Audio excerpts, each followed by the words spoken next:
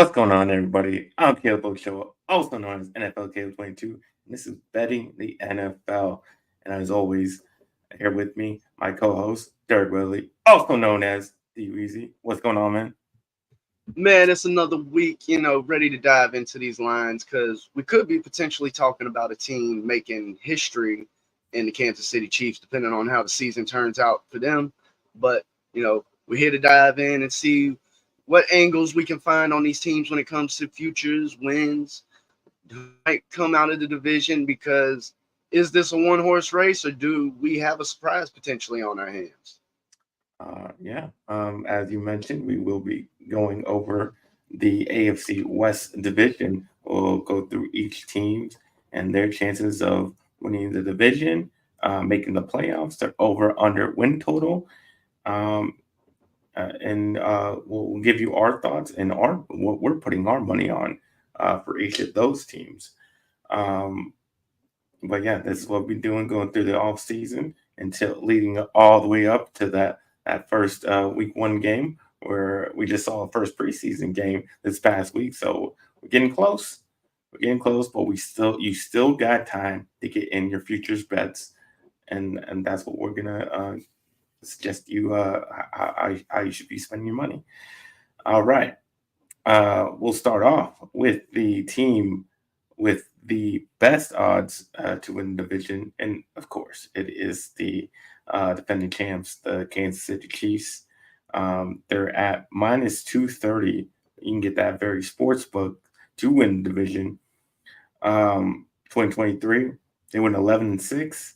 They were first in the AFC West. They made the playoffs and won the Super Bowl.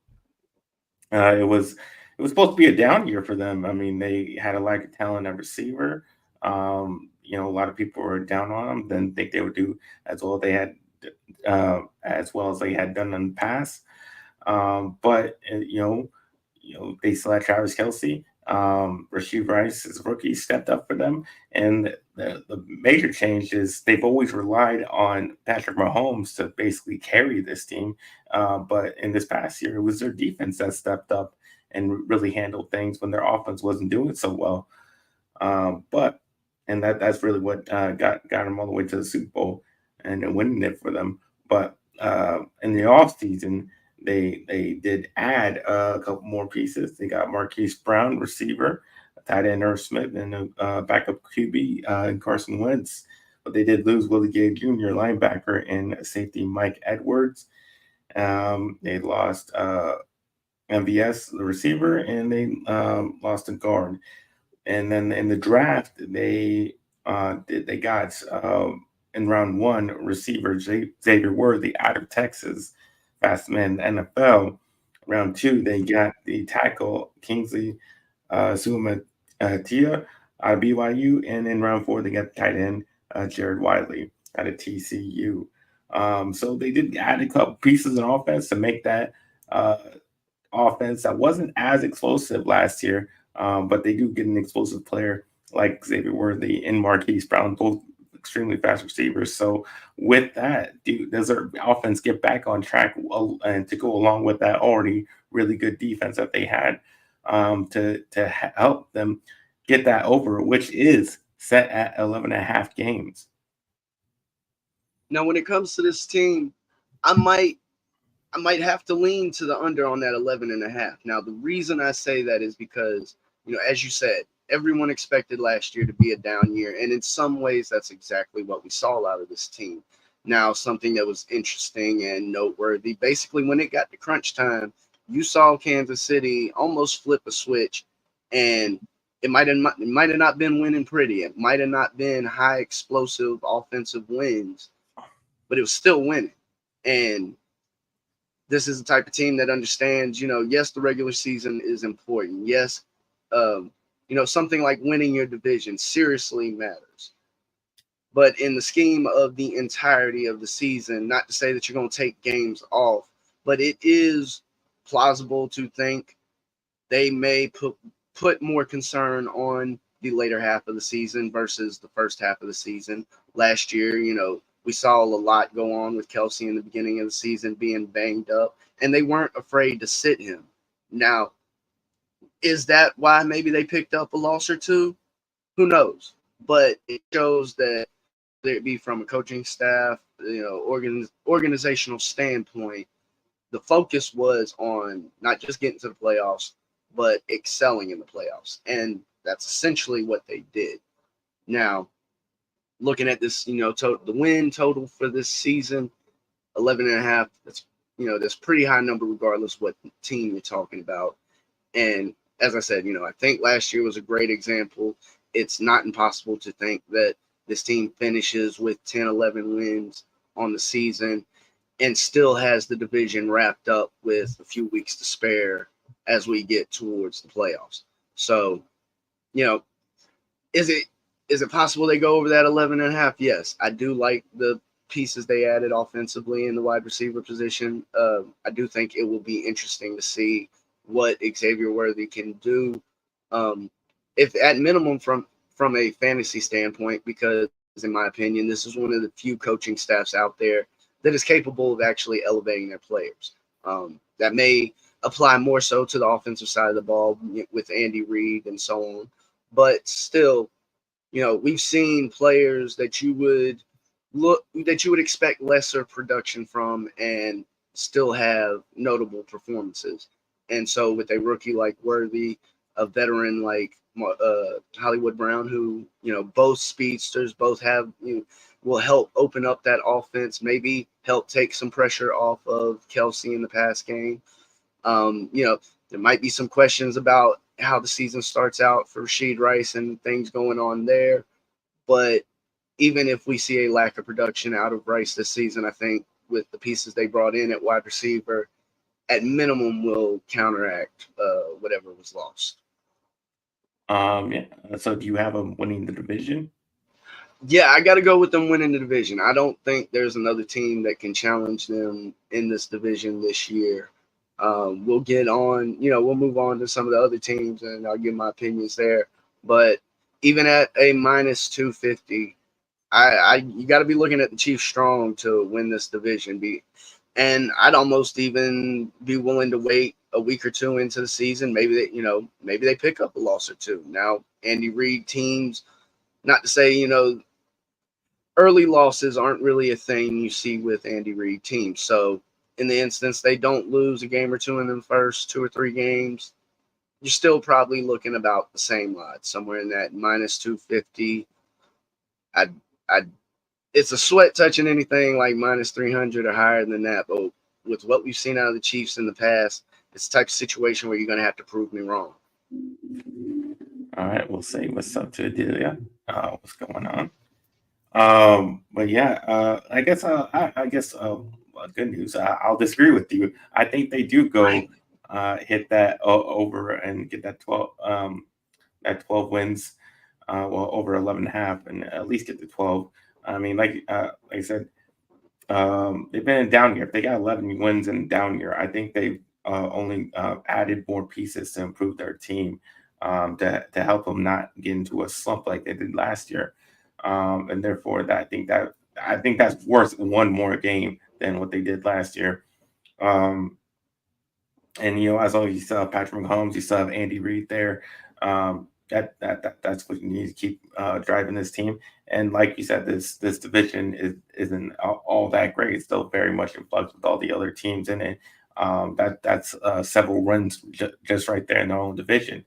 So with all that together, I mean, I can definitely see them at least getting 12 wins. When you had all what they were facing last year and still got to 11. So definitely like the minus 115 on the over, and that is at DraftKings. You find that number at DraftKings. And then I do like the minus 230 to win division. I do think they win this division. And then obviously if I have them over 12 wins, over 11 and a half wins and win the division, they will make the playoffs. And I found it at minus 500 at a yes. So that is where I am place my bets. But hey, we got a disagreement right off the bat. Exactly. It finally happened. And, the Chiefs, they are a type of team where when it comes to a market like a yes-no to make the playoffs, even at minus 500, I mean, that's something you seriously got to think about because, Say Kelsey goes down, say Mahomes gets hurt for a few weeks. We could they don't win in this scenario. They don't win the division, but I mean, we're still highly talking about a wild card team at minimum.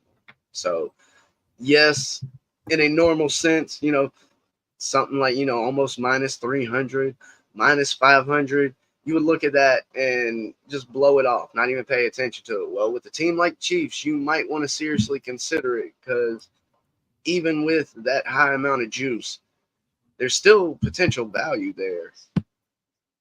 Yeah, definitely, especially because it just I mean, look at their history, and it's I mean, just how many people out there for years basically had to learn the hard way? Man, I really shouldn't bet against Tom Brady. yeah, Well, it's I'm basically the pretty same sure thing. there's people out there learning the hard way.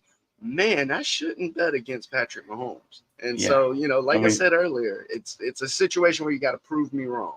yeah, and when you're talking about futures, I mean, there's no when you're talking about futures, I mean that's just for sure a bet you can make right there, um, at least as close as you can to get to a for sure bet. Not that there is any for sure bets, but it gets pretty close when you're talking about Patrick Mahomes and Tom Brady making the playoffs. Pretty much. Um, all right, we'll move on to the team with the second best odds to win this AFC West, and that is the Los Angeles Chargers. They are plus 350 at various sports books. Um, and then and their over and under is set at 8.5 wins. Last year, they only got 5 wins. They went 5-12 in 2023. They were last in the AFC West division. They did not make the playoffs. And yeah, it just got off to a horrible start to begin with. They went 0-2, and they were really never able to find a rhythm. Um, with the throughout the season. I mean, they went 5-8 um, with Justin Herbert healthy, and was pretty much looking like a disaster, and just completely went to shit after he got hurt, and they finished 0-4 without him, and they fired Brandon Staley finally, and that led to the hiring of a new national champion coach Jim Harbaugh. So he's added to this mix, and in the off season, they traded away receiver Keenan Allen. They did add Will Disley, tight end, running back Gus Edwards, Bud Dupree, quarterback Christian Fulton, receiver DJ Chark, linebacker Denzel Perryman, and running back J.K. Dobbins. They did lose Kenneth Murray, linebacker, tight end Gerald Everett, receiver Mike Williams, and running back Austin Eckler, defensive tackle Austin Johnson, and linebacker Eric Kendricks. But they did draft in round 1 tackle Joe Alt out of Notre Dame. Round 2, they take wide receiver Lad McConkey out of Georgia. And in round 3, they took Junior Colson, linebacker out of Michigan. So there's a lot of turnover with this team. You saw it right at the top of the head coach. You saw it with the receiving core is completely redone. The running backs are redone. A lot of changes with this team, and that always happens with a new regime coming in and making it their own team. And I think that's exactly what Jim Harbaugh does. He comes in and tries to rebuild what was there, and put his own people that he wants in there. And that's exactly what we saw this offseason with the Chargers. Yeah, this is a team that I'm gonna be looking fade hard when it comes to the season. Yes, Jim Harbaugh, in my opinion, he's a good football coach. That's not the question in as far as I'm concerned. But something I do notice and have not only paid attention to for the past couple of years, but it's something our fellas at the LBHT have pointed out before. Not only the nepotism in the NFL, but when it comes to the Harbaugh brothers, they basically pass staff back and forth. Like, I mean, it's absurd at this point. The offensive coordinator they brought in, former Baltimore Ravens coordinator under brother John Harbaugh. Um, as you said, basically both the running backs they brought in to comprise the majority of the running back depth and who we expect to basically get the bulk of the carries, bulk of the playing snaps. Both came from the Ravens organization. Um, there's other pieces that you can look at. Now, as I mentioned with the offensive coordinator they brought in, it's been painfully evident in the past that man doesn't know how to run a passing game. And so if we're talking about wide receivers in the NFL, I'm fading that all day long. I'm looking at McConkey, the rookie, under his receiving yardage prop.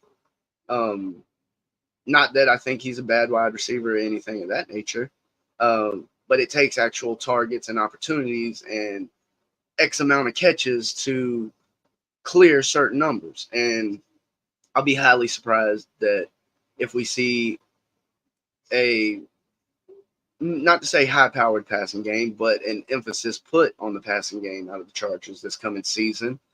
I do think there's a lot of good behind the offensive linemen that they drafted from what I heard. So that'll be interesting to pay attention to. Having a run game is not a bad thing. J.K. Dobbins, yes, he's coming off multiple injuries, so unsure what you're going to get out of his performance there. Gus Edwards is more a power back, and while at times can break off, moderate runs, you're not expecting him to, outrun anybody to the end zone. And that's all that is before we even get to the fact that Justin Herbert's going to be entering the season injured.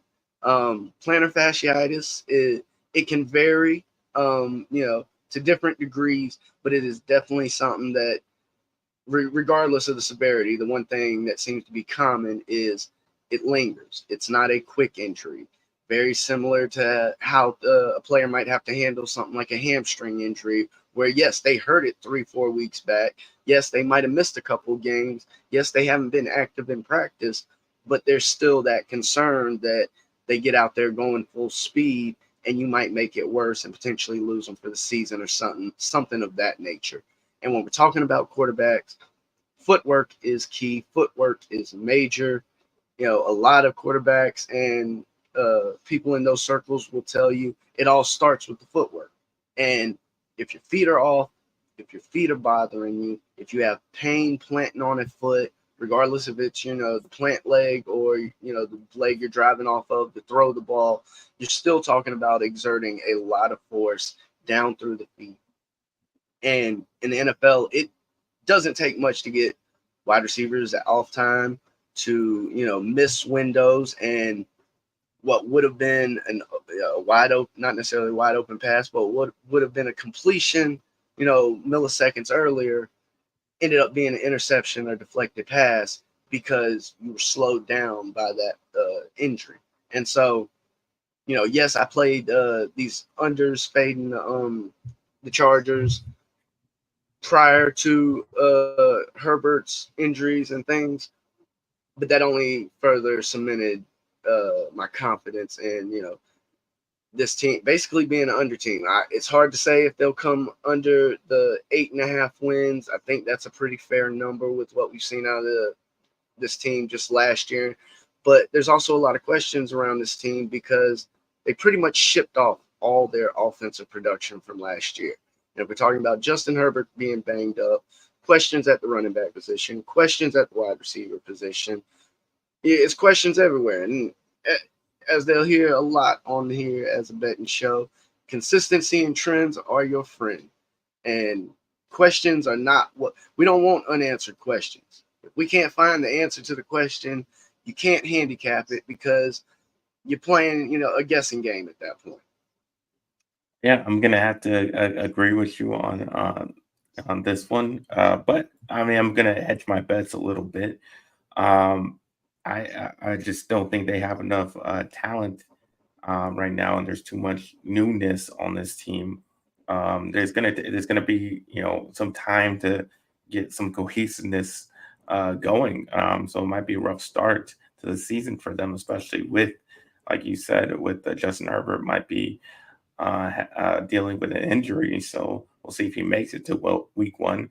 So they might get off the rough start, which uh, plays into the fact, that might add up, and in the end, that'll get them to the under 8.5 wins. The best and there's different various numbers for this. I mean, some books have it their favorite to go over. Some have it the under to go over. It's um, really what you're looking at, whether you want to hit the over or the under. I found the best under number at a plus 170 at Caesar Sportsbook, and I'm always going to go with the plus number, so I'm definitely going to take that. But because I'm going to go with the plus number, I'm going to say plus 112 to make the playoffs as a yes. You can find that at FanDuel. But the reason why I say that is because Jim Harbaugh, I mean, he's shown that he can make a quick impact to a team. Um, so I'm going to bet that, if it happens, I'm going to take the plus number and take the chance that, that might happen. Maybe he does make a quick impact on the Chargers, and everything does work out for them, and he really improves his team, then I could see them making the playoffs, and that's why I like this number over minus number on no. I think they can at least have a shot to make the playoffs. So I'll hedge my bets a little bit. I'll still take the under, but I think there's still a good chance to make the playoffs. So that's why I like plus 112 as a yes. Yeah, I really like that move because there's even a few scenarios out there where you're potentially talking about both of those bets cashing. You know, we've seen 8 win with that addition of a third wild card team. When you talk about fighting for those wild card spots, it's not out of the realm. Depending on how the season shakes out, it's not out of the realm of possibilities that we see an 8-win team. They might just sneak into the playoffs, but you're still talking about being in the playoffs, and it don't matter how you got there. If you reach the playoffs, that ticket cash. All right. We'll move on to the team with the third best odds to win the division, and that is the Las Vegas Raiders. They are at plus 1,050. You can find that at Bally Bet, if you so choose to put any money on this team to win the AFC West. Last year they were 8-9, second in the AFC West division, did not make the playoffs. Um, after a 3-5 start in the first half of the season, the Raiders fired Josh McDaniels and made Antonio Pierce head coach, and then seemed to improve a little bit. They went 5-4, including a 63-point win on a 63-point game and a win versus the Chargers. And they went from a lot of fluctuation at the quarterback spot. They went from Jimmy G to Aiden O'Connell with like a Brian Hoyer one game.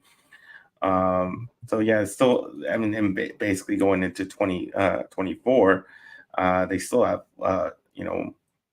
fluctuation at the quarterback. We'll see who starts week one. But in the offseason, they did add these tackle Christian Wilkins, quarterback Gardner Minshew, tight end Harrison Bryant, guard Cody Whitehair, guard Andrews Pete, and running back Alexander Matson. They lost Josh Jacobs, running back, defensive end Bilal Nichols, tackle Jermaine Illuminor, and quarterback Jimmy G, tight end Austin Hooper, and defensive tackle Jerry Tillery. In the draft, they go out and take tight end Brock Bowers, round 1 out of Georgia. Center Jackson Powers Johnson out of Oregon, and then they take tackle Delmar Glaze out of Maryland in round 3.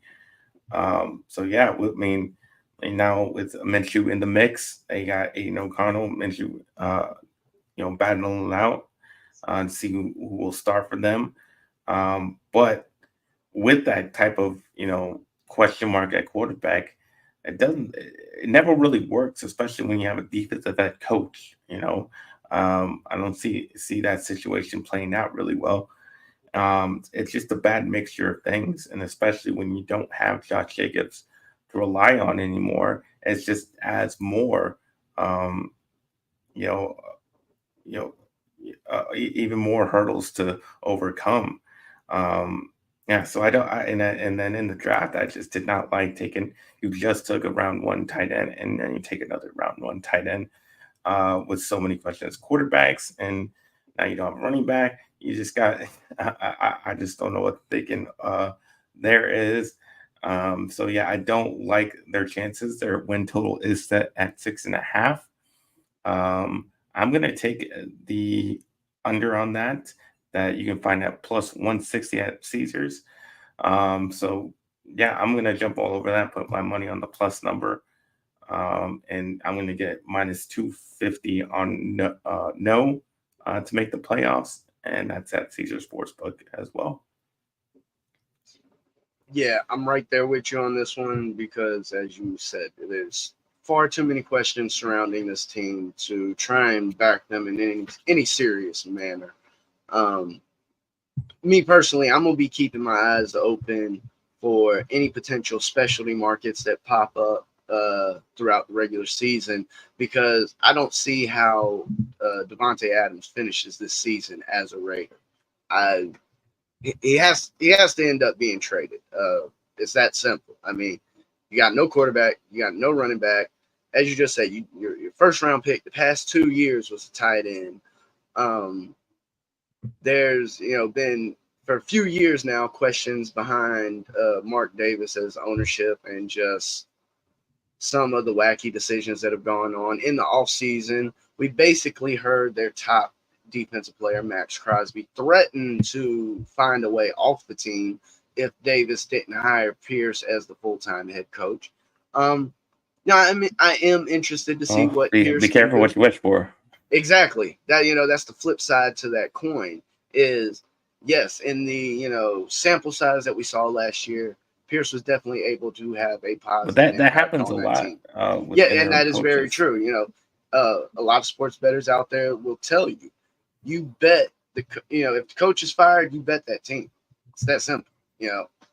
Uh, there's a few different logics behind what might drive those teams to a win, but the short version being, team that just fired their coach, go ahead and bet them. Um, so it's hard to say how much of that of that turnaround we saw last year was due to Pierce. Now, as I said, I'm interested to see what he can do with a full season potentially under his belt. Um, but yeah, there are far too many questions with this team, especially on the offensive side of the ball. Uh, look, I don't see them getting over this number is 6.5. And, kind of the reverse of what we were talking about with the Chiefs, minus 250 to not make the playoffs. Not to say I would feel like that's a lock, but it's going to take something surprising because this is a type of team that's likely going to have to win at least two or three, if not four games that they weren't supposed to win to have a shot at the playoffs, in my opinion.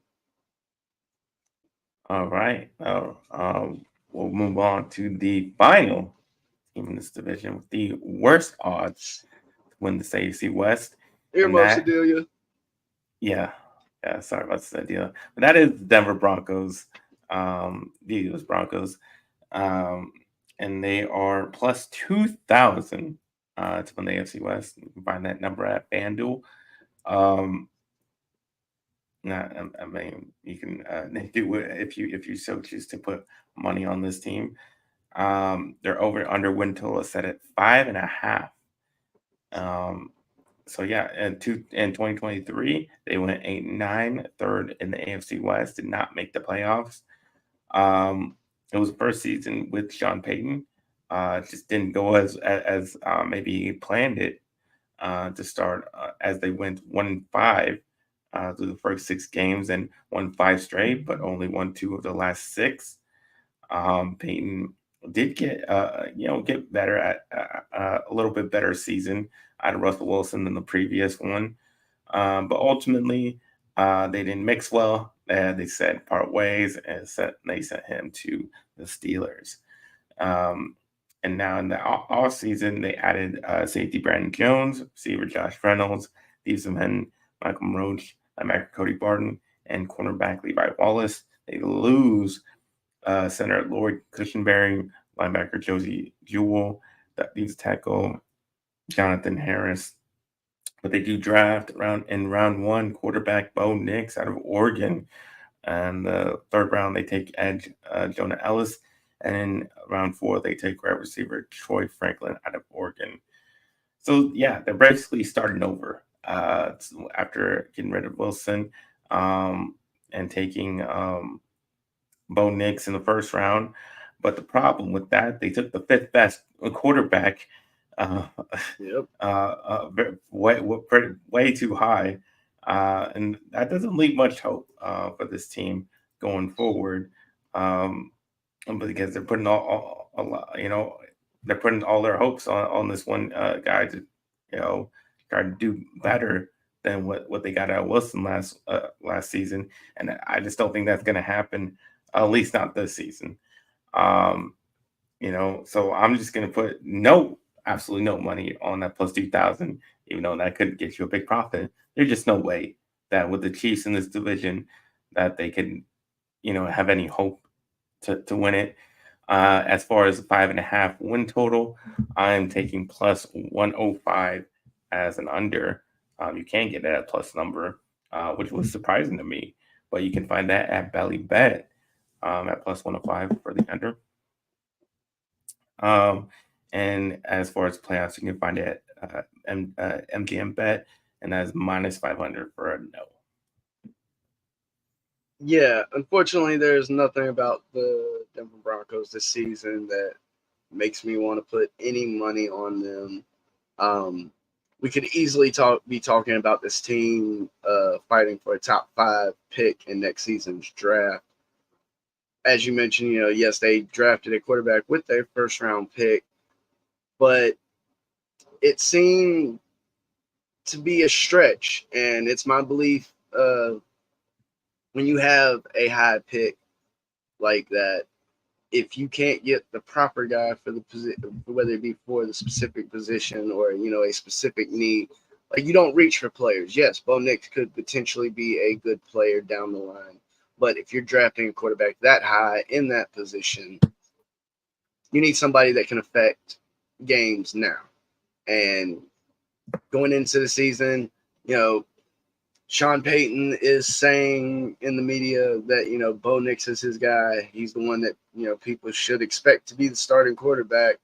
Well, there's no guarantee that 2-3 weeks into the season, we see a quarterback change. Like with the way things have taken place so far with Sean Payton's tenure in Denver, kind of how we were talking about with Vegas, there seems to be a lot of dysfunction, a lot of whether it be lack of communication, lack of connection, depending on how far you want to go down the rabbit hole, the rumors about Sean Payton trying to run Russell Wilson out off the team and in manners that would allow the team to retain his signing bonus, or I forget exactly what it was, but just some really off the wall stuff seems to be going on in Denver. They got rid of Jerry Jeudy, who might end up being viewed more as a bust.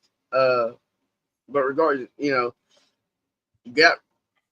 seem to have gotten rid of a lot and not brought much back in. So it's hard to have high hopes for this team. Something I was saying, if I could pull up real fast. Curious where the head coach might fall on. They got a first head coach fired, mark it up. And I was just taking a quick look to see if I could find where they might.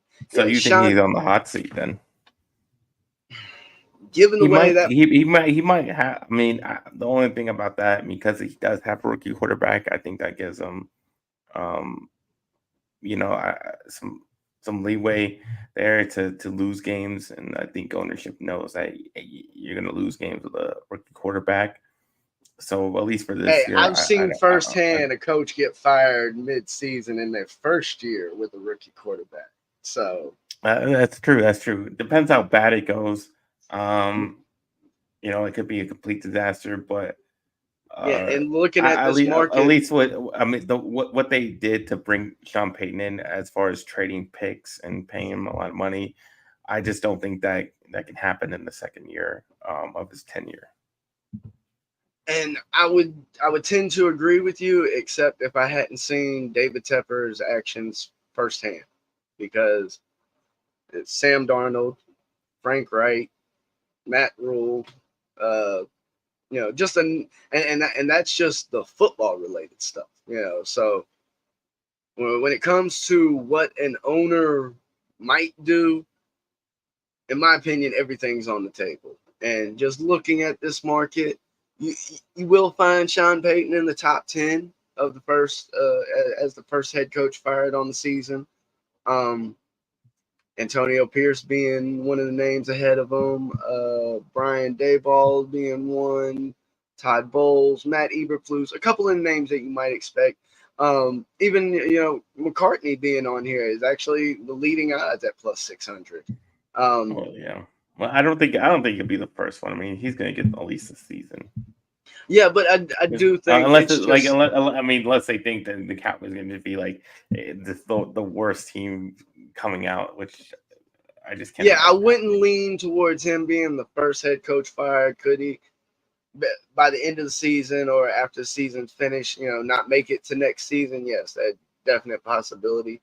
But looking at a number of these head coaches, a few of them you would expect them to be high on a list like this. Like Matt Eberflus, coach up in Chicago, the Giants head coach, the Bucks head coach. Nick Sirianni, I think, is an interesting name, as one. But I definitely think it's interesting that we see Sean Payton as high on this list as, a possible coach to be first head coach fired. Because, if you're in that top 10 or, top 8, whatever it might be, it means you're making an argument that there's potential already for you to be fired. That's true. Well, we'll see what happens with the Broncos, but obviously we both are not too high on their chances here. But at least we had a couple disagreements in there. So at least that's something. But like you said, put your money wherever you can go with me. You can go with Derek. Either way, as long as you're making money, that is what counts. And as we like to say, bet smart. Only bet what you can lose. But on that'll wrap up the AFC West, and you can tell everybody where they can find you, DWeezy. Yeah, they can reach me at Backyard Action Media here on YouTube and at the Yard Bets on Twitter. And you can find me at NFLK22 on Instagram and Twitter /X. And you can find me on this channel doing Good Friends, Better Rivals on Fridays at 3:00 with my co-host Ferris McDonough, talking Cowboys, talking Giants. So definitely tune in for next week's show. Talking the first preseason game. So yeah. And now, thank you all. Since you happen to mention it, just real quick, I know that's one that had to burn for the preseason bettors out there. Another great example of know your house rules, folks. That is a good. Do you get your money back if it's cut off if the game doesn't finish? Something I discovered, and this was just through listening to a couple people. It depend. It can depend. Basically, I know of someone that what was it? They had an under that was basically dead, but some sports books have changed the house rules, and the wording may be something unequivocally or something to that effect. Some do still operate with the the Vegas rules. Basically, a football game has to play for 55 minutes to be an official ruling. But yeah, in this instance, the The fella had a under on the game total, I believe, that was a losing ticket, but also had a ticket on the money line for for whoever was leading. And basically, he got voided on the money line ticket and outright lost on the game total ticket. So, further proof that it's not a bad thing to check in on those house rules, depending on where you might be betting or something, or in an instance where you hear something like this happen, even it being especially it being a preseason game, a weather delay like of that nature. There's no reason to start the game back. I mean, it's that simple. You don't want to see players get hurt. You want to talk about the garbage of garbage time. We're talking about the final minutes of a preseason football game. Now, they did away with a whole entire preseason game out of the spirit of player injury and safety. And so it was clear, the teams weren't going to be coming back out. But yes, know your house rules, because you could, a lot of people out there, especially from what I'm seeing, especially in the betting industry, the common rule of thumb is 55 minutes for a football game for it to go final. Well, apparently that's not always the case. And with, you got a couple of international sports books like Bet365. You got, multiple big name sports books that are pretty much nationwide, but still may have their own variants depending on what state or province you're located in. Like, if I'm not mistaken, in New York State, they cannot bet awards futures like MVP markets and things of that nature. That's the way the legislation was written. That's the way they're regulating it. So, just because you heard what the house rules were in one state or in one place or at one book doesn't mean that that's, industry wide. So it definitely pays off to know your house rules. At minimum, it might save you the headache of arguing with somebody just to look like a jackass. All right. That'll be our show. Thank you guys for watching. Tune next week when we'll be going over the NFC West division, and we'll take you, just like as we did, take you through all the teams' chances of winning the division, win total, and if we think they're gonna make the playoffs, and where you should put your money at.